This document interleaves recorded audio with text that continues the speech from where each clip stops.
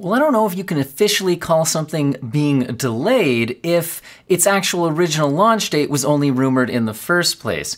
But for a while now, we've been seeing rumors from well-known and established track record leakers saying that AMD's RDNA 2 lineup was getting a refresh, coming imminently. I think April 20th was the original date given. Well, now we not only have alleged, green screens are backwards here, alleged pictures of this new lineup of coolers for the reference designs on these cards, but we also have apparently a release date which is later than April 20th.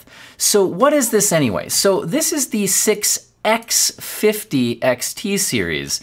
The idea here being, AMD's usual naming scheme, they have their 6600 XT, 6700 XT, 6800 XT, right? So by adding a 50 at the end here, this is similar to what NVIDIA does with either going with a super lineup or maybe their TI lineup, but the idea is a slightly bumped up revision to that original baseline model. That's what we're expecting here. I believe this here looks like a 6600 or 6600 XT as far as that goes. Now, I would say that compared to the original reference design, not only does this appear to be like the midnight black inspired color, but this is also a dual fan model. And if this is the 6700, well, I was going to say 6700, but this would be the 6750 XT, sorry. Which it does look to be by the pin number here. I did just get my 6700, non-50 version of the reference design. It does have that 8-pin, 6-pin connector, but the original reference design card had only 2 fans and was running a bit hot at its stock settings. By the way, I did just complete my undervolt and overclock testing and made a video about that. I was gonna post that this morning, but with this news, I'm probably gonna delay that video till tomorrow or whenever there's not big news.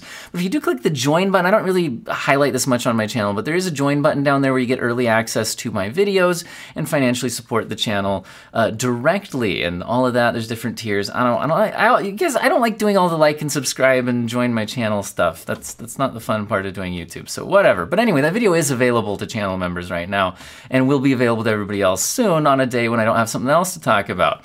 Anyway, it was a 2-fan design. This appears to be 3. And then there's your 3-fan on, I'm assuming, looks like a 6800 XT. Now, what actually is the source here? Well, obviously, videocards.com, but where are they getting this information from?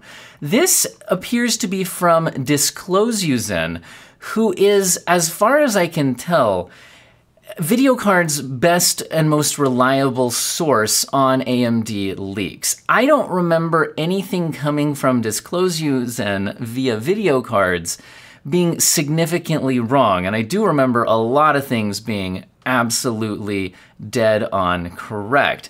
Now, performance-wise, I don't think we know if there's anything other than the rumored bump to the memory spec going up to 18 gigabits per second, as opposed to, I believe, a 16 gigabits per second on the original lineup of RDNA 2 cards. I can't speak, guys. It's the morning. Do you know how early I get up to do these videos before my kids wake up? And I have to get to work? It's early, guys. Anyway, now, do I think it's worth waiting to buy a GPU until May 10th? That was May 10th, right? Yeah, so May 10th is the new release date. April 20th was the one that was originally getting leaked. And again, they're unclear why exactly that's happening, other than the RX 6400 for the DIY market. It's already been an OEM card and honestly does not look great for gaming. Is supposed to be launched that same day, so maybe it's just to line up better with that, bigger news announcement. I don't know, guys. But should you wait till May 10th? Well, if it really is just a small bump up to 18 gigabit per second memory, I mean, better coolers on the reference designs, but you might not be buying a reference design card anyway.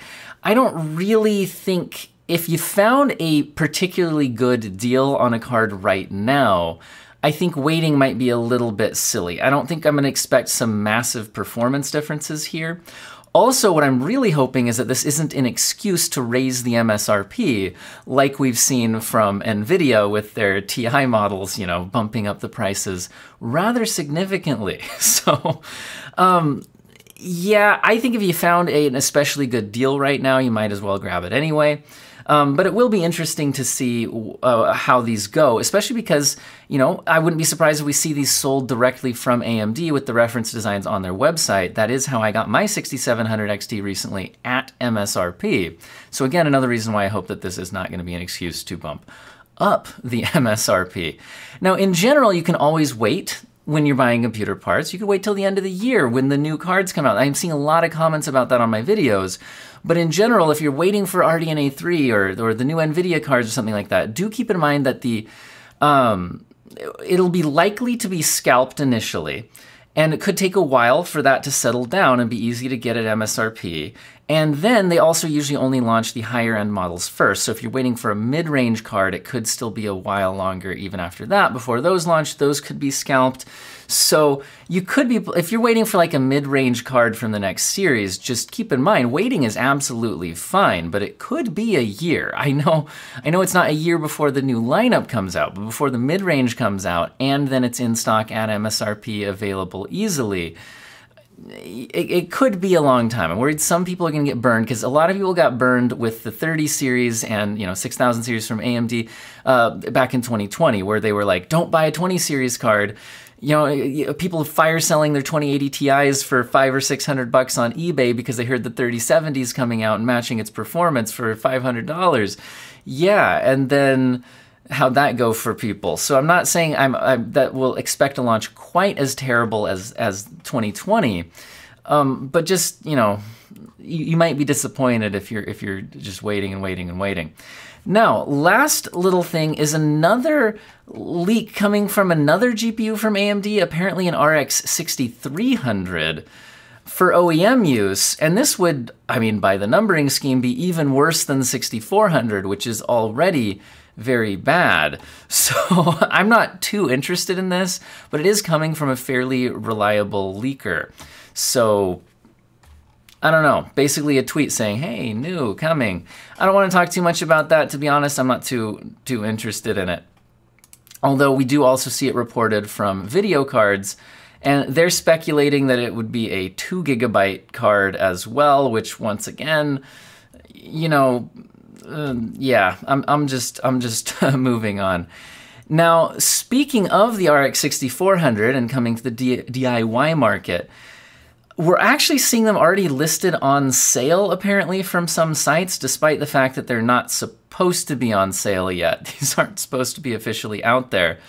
And, early pricing I wouldn't read too much into, but GPU Z screenshots do appear to be listing these, and they are pretty much matching the specs.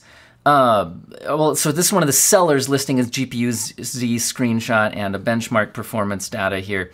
But these are pretty much matching the specs of the OEM models. Nothing too crazy different here, other than I believe video cards pointed out here that the memory speed does seem maybe slightly reduced, at least on this screenshot. We'll see. Now, a couple other just quick little bits of information you might be interested in here. So apparently there's some rumors that the 3090 Ti, in addition to just being a new halo of Halo products, was also a bit of a test run for board manufacturers to get ready a PCB design for 600-watt cards coming from the 4000 series, the Ada Lovelace AD102, whereas in this case we were using the Ampere 102 for the 3090 Ti. Now, I guess the idea behind this is that most of these are missing pieces that would allow them to go up to a 600-watt design. And so one explanation for that would be that these are going to be what those boards will look like. Now, if you're panicking that the next gen of GPUs is going to all be drawing 600 watts, keep in mind that this would probably be the Halo product. This might be your 4090 or something like that could be drawing 600 watts. And I know, again, this might be an unpopular opinion, but I have no problems with GPU manufacturers designing some absurd, insanely power-hungry top-end model, as long as, and here's the big thing, as long as, you know, the normal cards, the normal high-end, the normal mid-range, all of that, aren't using some absurd amount of power to chase tiny diminishing returns on performance. I think having an absolute top-end model for people who are into that and extreme overclocking and world records and such, or just want to throw money away to have the best thing, that's not really an issue in my opinion. I think as long as it doesn't affect the lower end stuff, that's what I want to see. Now, a couple last real quick things. So a big purchase from AMD, I guess they bought Pensando, but this is not really directly related to gaming PC stuff, so I'm just going to mention it quickly but not get too far into this, just because it doesn't affect a lot of what my channel really focuses on here. Oops. And then apparently E3's canceled as well, so there you go. But there will be some Summer Game Fest announced. Well, it is announced. There'll be some kind of live June event, but it won't be E3. All right, guys, stay tuned if you want my video on the undervolt on that 6700 XT coming up soon. And I hope all of you have an excellent day.